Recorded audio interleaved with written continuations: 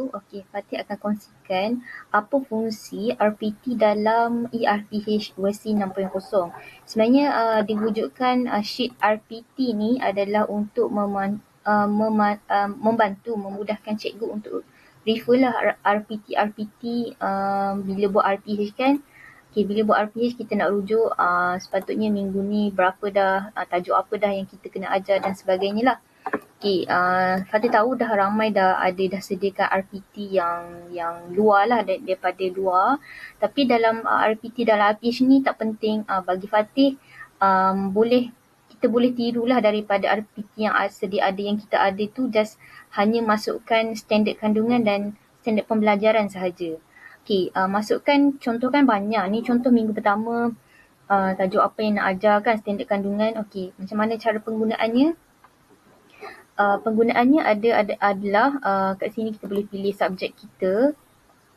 Kejap ya, loading lah pula. Contohlah kita type lah dulu kan. Ni dah ada kan.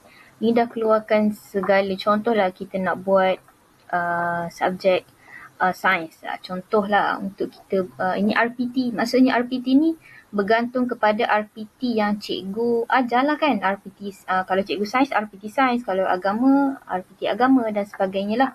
Dan yang boleh ubah di sini adalah ikut tahun lah. Contoh sains tahun 6, tahun 6 lah kalau ajar. So kat sini RPT dia ada disediakan banyak lah kan. Contohnya kita mengajar RPT kan banyak, kita mengajar kelas kan. So kita boleh pergi dekat bahagian ERP ni ke atas, pergi dekat bilangan RPT. So contohnya dekat dalam paparan dekat sini kita nak berapa RPT kita nak letak. 1 RPT sahaja ke, 2 RPT ke, 3 RPT ke. Jadi contohnya kita nak hanya RPT kita mengajar sains tahun 1 sahaja ataupun 1, 2, 3. So kena ada 3 RPT lah. So kita tekan je klik, insyaAllah dia akan keluarkan, akan ada 3 RPT sahaja. Contohnya ni RPT 01. Dia dah buat dah minggu 1, 2, 3 sampailah minggu dan seterusnya. Sampailah minggu 43. Ni RPT yang kedua pula. Ni sains pula tahun 2 ke. Ni sebenarnya boleh ubah. So dia bergantung kepada berapa kelas dan RPT yang cikgu adalah. Orang lain berbezalah setiap RPT. So ni adalah tapak dia. So kita just refer sahajalah yang sedia ada RPT kita tu. Hanya klik sajalah. Contoh sains kan.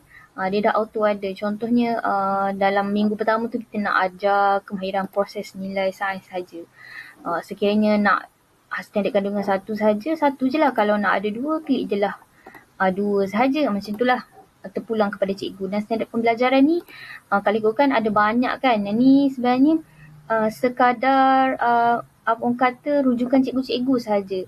Yang penting cikgu tahu tajuk minggu yang pertama cikgu nak ajar apa. Jadi membadailah hanya cikgu buat nombor pada di depan sahaja. Yang ni di keluar-keluar ni boleh je cikgu nak klik 1 sahaja ke, boleh je. Tapi kalau dah banyak sangat kan standard pembelajaran nak kita ajar pada minggu pertama, cikgu just hanya type sahajalah, type nombor sahaja. Type 1.11, apa yang cikgu nak ajar lagi, 1.1112, 1.13, cikgu boleh refer sahaja dekat bahagian sinilah untuk panduan. Hanya boleh, kiranya tak perlulah buat ayat yang panjang, hanya buat nombor saja.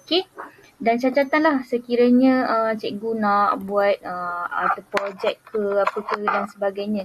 So sekiranya macam nak tulis banyak kan, contoh tulis banyak kan, nak tekan enter kan, kita tak boleh nak add kolom ataupun jangan tambah sendiri kolom dia.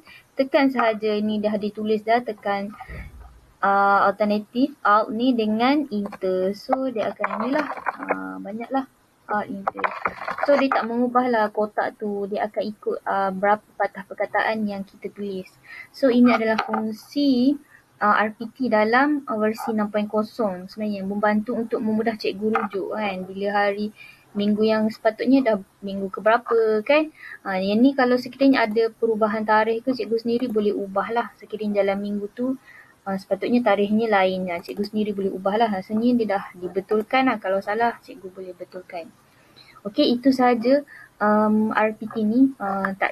Tiada orang kata tak menyusahkan cikgu pun, cikgu dah ada RPT di luar, dah di print kan, dah ada orang kata simpanan ni adalah untuk membantu cikgu bila buat RPH. Tak perlu dah nak rujuk kertas dan sebagainya, hanya rujuk sahaja pada sheet RPT ni. Harap membantu dan memudahkan cikgu semua. RPT ni tak perlu nak siapkan sebab kita dah kesukaan masa, boleh buat slow-slow sebab at least semua dah ada dah RPT masing-masing. Ni just hanya untuk cikgu letak sahajalah pada minggu pertama ke nak ajar apa, minggu 2 dan sebagainya. Okey, harap membantu cikgu-cikgu semua. Dan sekiranya lah ada masalah, pergi dekat bahagian bilangan RPT ni. Kalau nak tambah ke hanya satu, nak letak satu pun tiada masalah. Kalau nak padam semua RPT pun, tekan je padam semua, dia akan hilanglah segala, jadi kosong balik lah. Dia akan kosongkan balik apa yang kita telah isi.